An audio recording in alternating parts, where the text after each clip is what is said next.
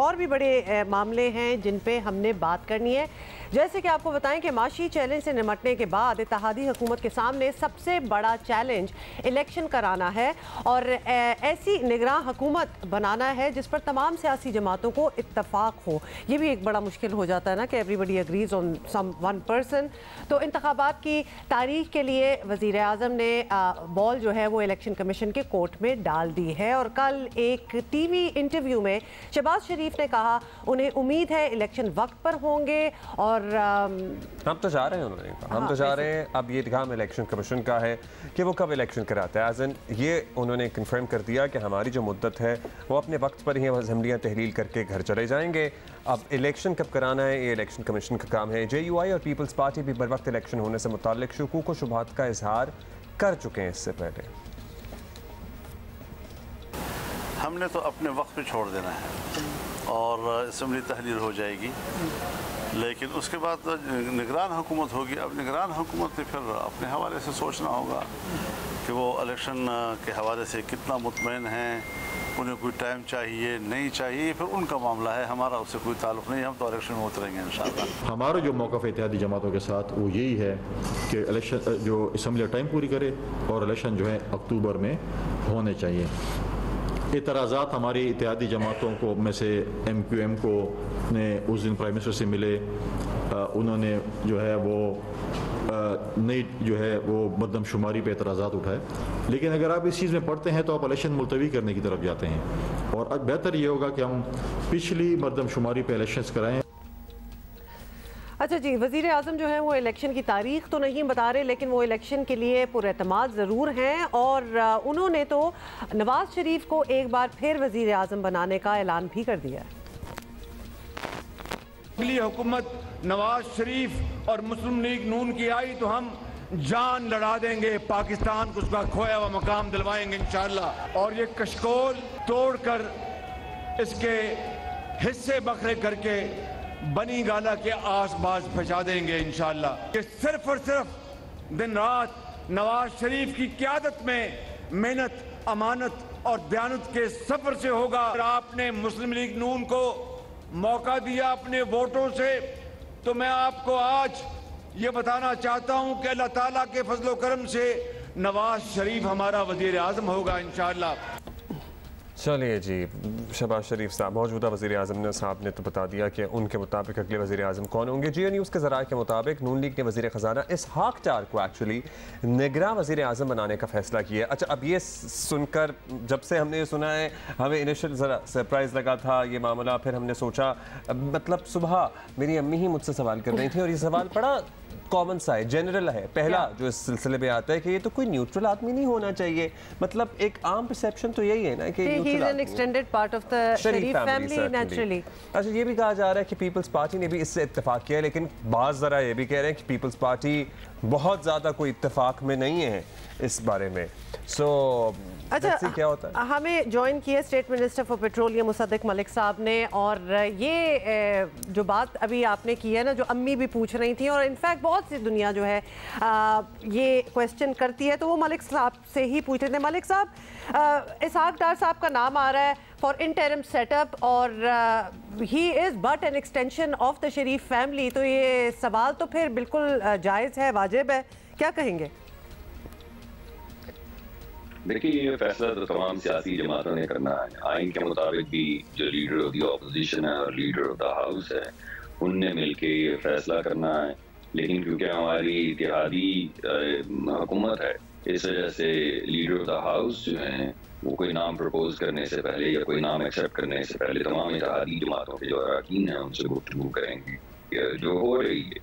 تو جیسے ہی وہ فیصلہ ہوگا وہ آپ کے سامنے آ جائے گا, مگر جو فیصلہ ہوگا اس پہ تمام سیاسی جماعتیں جو ہیں جو حلیف بھی ہیں اور حلیف بھی ہیں وہ تمام جب کنسنسس کریں گی تو پھر کوئی کینڈیڈیٹ سامنے آئیں گے. ظاہر ہے آئینی تقاضے تو آپ اس زمن میں I'm sure پورے کر ہی لیں گے.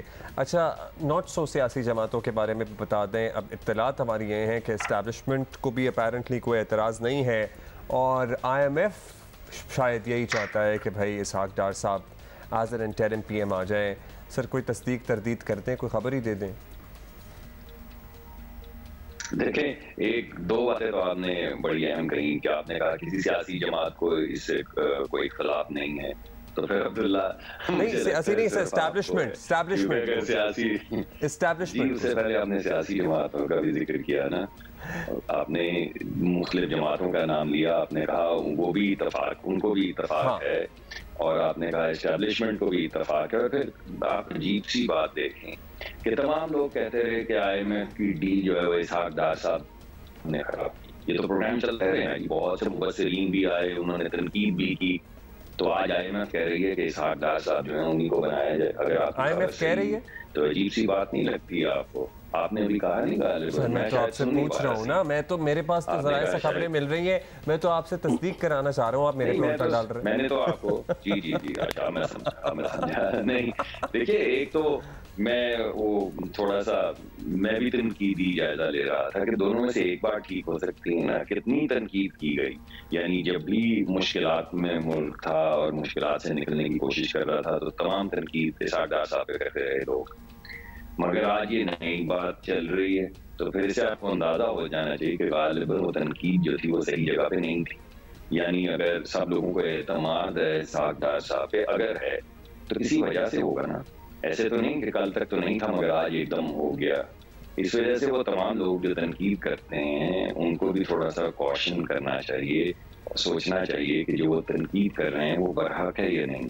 میں آپ کے فیصلے کی جو آپ نے سوال پوچھا ہے اس کے جواب میں ہاں یا نہ اس وجہ سے نہیں کر سکتا کہ میرے پاس کوئی ایسی انفارمیشن ہے نہیں، میں آپ کو یہ بتا سکتا ہوں کہ ان کا سیاسی ہمارے حلیف بھی ہیں، سیاسی ہمارے حلیف بھی ہیں، تمام لوگ جو ہیں وہ اسحاق ڈار صاحب کو بڑی عزت کی نگاہ سے دیکھتے ہیں، اور بین الاقوامی سطح کے اوپر بھی یہ جتنی نیگوشیشنز ہوئی ہیں وہ بڑے اچھے طریقے سے اسے لے کر آگے چلے ہیں، اس وجہ سے کیا لوگوں کے دل میں اعتماد ہے ان کے لیے؟ بالکل ہے۔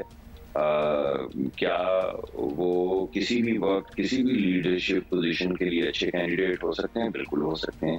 کیا اس وقت عبوری حکومت کے لیے وہ وزیر اعظم کے کینڈیڈیٹ ہیں؟ اس کے بارے میں مجھے کچھ معلوم نہیں۔ اچھا چلیں، کچھ بھی نہیں آپ کو پتا، یہ تو بڑی حیرانی سی ہوتی ہے جب آپ جیسے عہدے پہ بیٹھا ہوا اتنا باخبر اتنا انفلوئنشل آدمی یہ بات کرتا ہے، ہم آپ سے یا پھر ہم آپ کی سادگی پہ آپ کی قربان جانے کا کبھی کبھی دل کرتا ہے ہمارا، تو ہم پرسنٹیجز میں آ جاتے ہیں۔ نہیں ملک صاحب، ہم ایکچولی آپ سے اس لیے بھی پوچھ رہے ہیں کیونکہ ڈار صاحب نے کل خود بھی کہہ دیا تھا کہ ذمہ داری جو ہوگی وہ سنبھالنے کے لیے تیار ہیں، تو hence we are asking you کہ کیا یہ فیصلہ ہو چکا ہے، یہ فائنل فیصلہ ہو گیا؟ کیونکہ obviously ادروائز ان کا ڈار صاحب کا کیا مطلب ہوگا یہ کہنے کا؟ جی ڈار صاحب نے تو یہ کہا ہے کہ مجھے کوئی بھی ذمہ داری اگر دی جائے تو میں اس کو نبھاؤں گا جیسا کہ آج تک ہوا ہے۔ میں آپ کو یہ کہہ رہا ہوں کہ ان کو کوئی بھی ذمہ داری دی جائے تو وہ اس کے اہل ہیں، اور ساتھ میں یہ بھی کہہ رہا ہوں کہ تمام جو ان کے حلیف اور حریف ہیں سب ان کو عزت کی نگاہ سے دیکھتے ہیں۔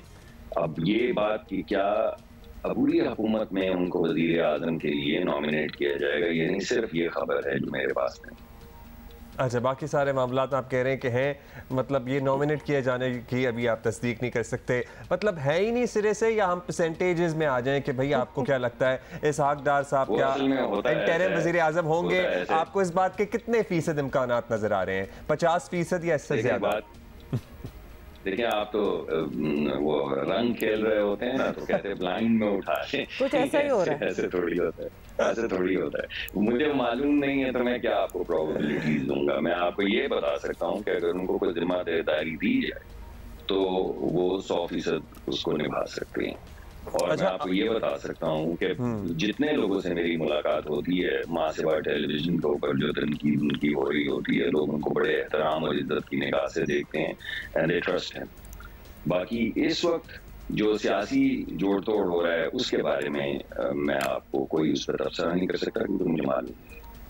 چلیے جی، لیٹس سی کیا ہوتا ہے، بٹ مصدق ملک صاحب اسمبلیاں تو اپنے وقت پر تحلیل ہو جائیں گی، ابھی بھی کہیں نہ کہیں ابہام کیوں آتا ہے لوگوں کے ذہنوں میں، یا ابھی مکمل کلیئرٹی اس کی کیوں نہیں مل پاتی کہ بھائی الیکشن بھی وقت پر ہوں گے؟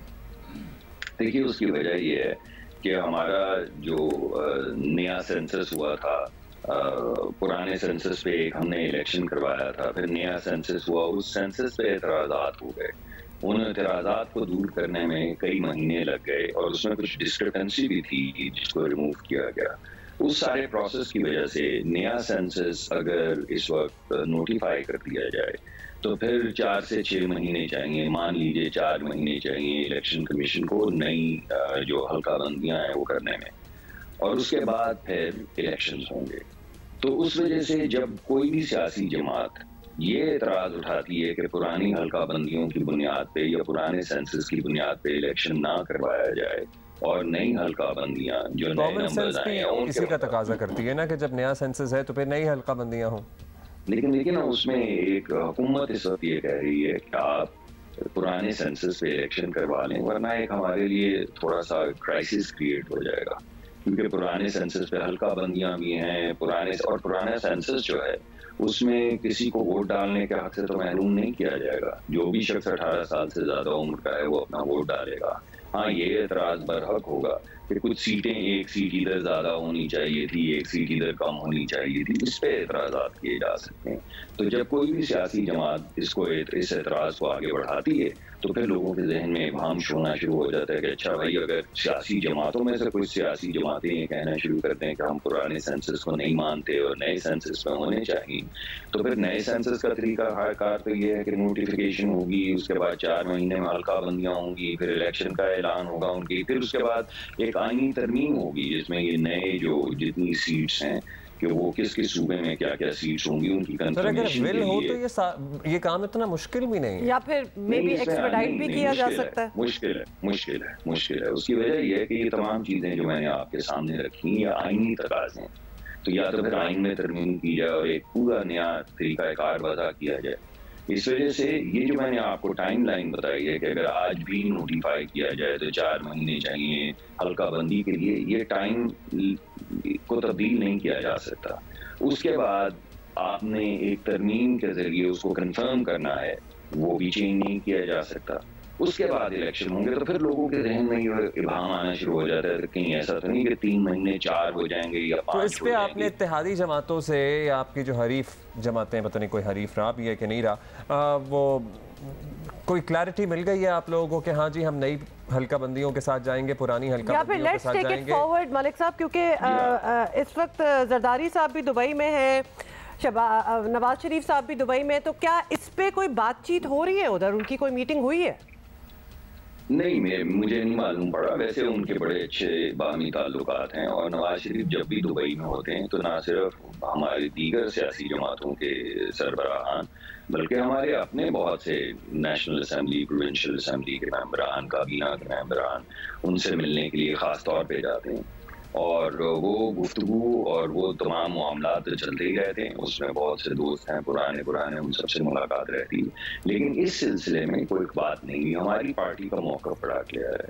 हमारी पार्टी का मौक़िफ़ ये है कि पुरानी जो हल्का बंदी है, पुराने सेंसस पे मर्दमशुमारी की बुनियाद पे उस पे इलेक्शन करवा लिए जाएँ। अगरचे ये आइडियल नहीं है, मगर इससे ये तमाम इबाम और ये जो वहम है ये ख़त्म हो जाएंगी। तो आपका मौक़िफ़ आपने क्लियर कर दिया कि पुरानी हल्का बंदी, पुरानी सेंसस पे इलेक्शन हो। और बहुत सी पार्टीज जो हैं वो हमारे साथ है। कुछ लोग जो एतराज़ात उठा रहे हैं, हम पूरी कोशिश कर रहे हैं हमारे एतराज़ दूर करते हैं। अच्छा, अवाम एक बात पर बड़ा मोतरज़ है, मलिक साहब आप चूँकि मौजूद ही हैं, सर ये जो बिजली के नर्ख मज़ीद बढ़े हैं, मतलब literally I don't need to explain it to you, you know that कि मर जाएंगे लोग इससे। यह बात बिल्कुल 100% ठीक कर रहे हैं जी। मैं सिर्फ ये जो नर्ख नए आए हैं मार्केट में उनके बारे में आपको एक बात बताना चाहता हूँ जिससे शायद लोगों को शायद वो जानना चाहेंगे। वो बात ये है कि जी ये जो चीज़ बढ़ाई गई है जिसको हम नर्ख कह रहे हैं वो बेस रेट है। बेस रेट बढ़ने का मतलब ये नहीं कि अगर बेस रेट ना बढ़ाए जाए तो आपका बिल कम होगा। बिल तो उतना ही होगा जितने की बिजली बनेगी और जितने की बिजली आवाम के घर तक पहुंचेगी, वो जो कीमत है वो आवाम से चार्ज की जाती है। तो ये बात क्लियर होनी चाहिए कि ये नर्ख बढ़ाए जाएं, यानी बेस रेट को बढ़ाया जाए या ना बढ़ाया जाए। मान लें कि हम नहीं बढ़ा दे इसको, तो फिर क्या होगा?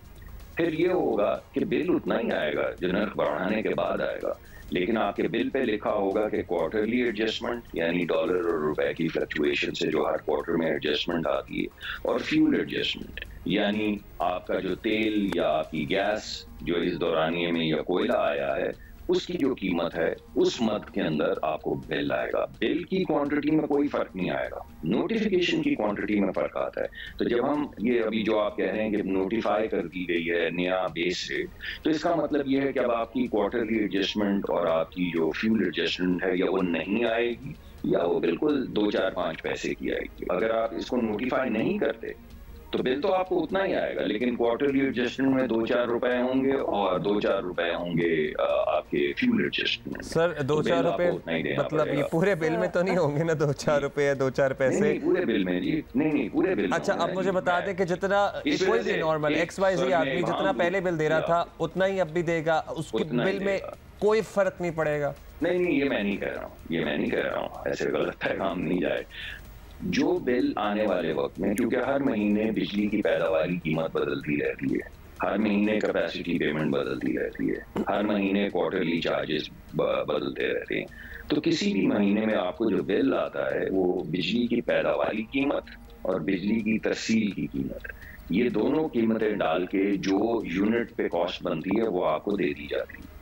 بیس ریٹ جو ہے وہ تو اس وجہ سے بڑھایا یا گھٹایا جاتا ہے کہ فیول ایڈجسٹمنٹ اور کوارٹرلی ایڈجسٹمنٹ آپ کو نہ کرنی پڑے بل میں.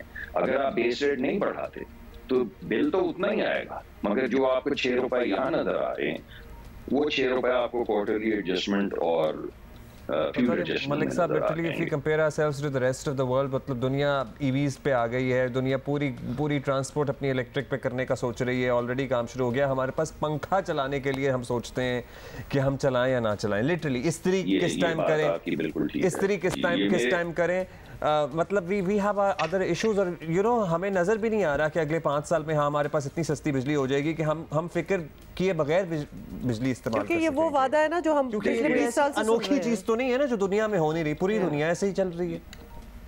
جی میں 2-3 چیزیں آپ کے سامنے پیش کروں گا. میں 2013 کی حکومت میں آیا تھا اور اس وقت 12 سے 16 گھنٹے لوڈ شیڈنگ ہو رہی تھی, اور اس وقت ہماری جو حکومت تھی اس نے یہ اعلان کیا تھا کہ ہم 3 سے 4 سال میں لوڈ شیڈنگ ختم کر دیں گے. تو لوڈ شیڈنگ ختم ہو گئی. اب اس وقت ہماری پرابلم یہ ہے کہ بجلی کی قیمت بہت بڑھ گئی ہے, اور انشاءاللہ اگر اللہ نے دوبارہ موقع دیا تو آپ جو کہہ رہے ہیں کہ 5 سال میں یہ نہیں ہو پائے گا, تو میں آپ کو یقین دلاتا ہوں کہ ایسا ہوگا. کیسے ہوگا؟ ہم ایک تو 10,000 میگا واٹ اضافی بجلی ایڈ کر رہے ہیں جو آئے گی رینیوبلز کے ذریعے, یعنی پن چکی کے ذریعے اور شمسی توانائی کے ذریعے بجلی آئے گی. وہ سستی بجلی ہوتی ہے, ایک تو ہم اس کو ایڈ کر رہے ہیں. دوسرا ہماری جو کیپیسٹی پیمنٹ ہے, ہماری کوشش یہ ہے کہ ملک میں الیکٹریفیکیشن ہو جائے, جیسے ابھی عبداللہ کہہ رہے تھے کہ ہم سستی گیس جو اس وقت چند بڑے اداروں کو دے دیتے ہیں, نام میں نہیں لیتا, کئی مرتبہ لے چکا ہوں, آپ کے پروگرام میں بھی لے چکا ہوں, 1/3 پاکستان کی گیس 4 کمپنیوں کو مل رہی ہے. اگر اس گیس کا کچھ حصہ وہ دے دیا جائے, یہ ہمارے بہت زیادہ ایفیشینٹ پلانٹ جو ہیں بھکی, حویری, بہادر شاہ, ان پلانٹس کو, تو اس وقت جو پیداواری قیمت 24 سے 26 روپے ہے وہ 7 روپے آ جائے گی. تو جب 26 روپے سے 7 روپے قیمت ہوگی تو آبویسلی وہ قیمت کا فائدہ عوام کو ہوگا. تو 2 بڑے اہم چیزیں ہیں. نمبر 1 جو ہم اس وقت 10,000 میگا واٹ کا پلان, اور پرائم منسٹر نے کئی مرتبہ اس کا اعلان کیا ہے, اس کی بڈنگ ہو رہی ہے. تو ایسا نہیں کہ ہوگا, وہ ہو رہا ہے. تو ایک تو وہ آ جائے گا. دوسری طرف سے ہم کوشش کریں گے کہ جتنی بھی نئی گیس دریافت ہو رہی ہے اس کو لے کر جائیں ہم اپنی بجلی کی پیداوار میں, تاکہ گھروں میں لوگ گیس کے بجائے بجلی زیادہ استعمال کریں, اور جو گیس ہمیں ملے وہ ہم پروڈکٹیو یوزز کے لیے, انڈسٹریل گروتھ کے لیے استعمال کریں. تو یہ پورا ایک اسٹریٹجی بن چکی ہے. اگر اللہ نے ہمیں موقع دیا. بہت شکریہ آپ کا. That is all the time we have. Thank you so much. یہ ساری چیزیں جو ملک صاحب نے ابھی نوٹ کروائی ہیں وہ ہم نے لکھ لی ہیں, so we will be asking him again.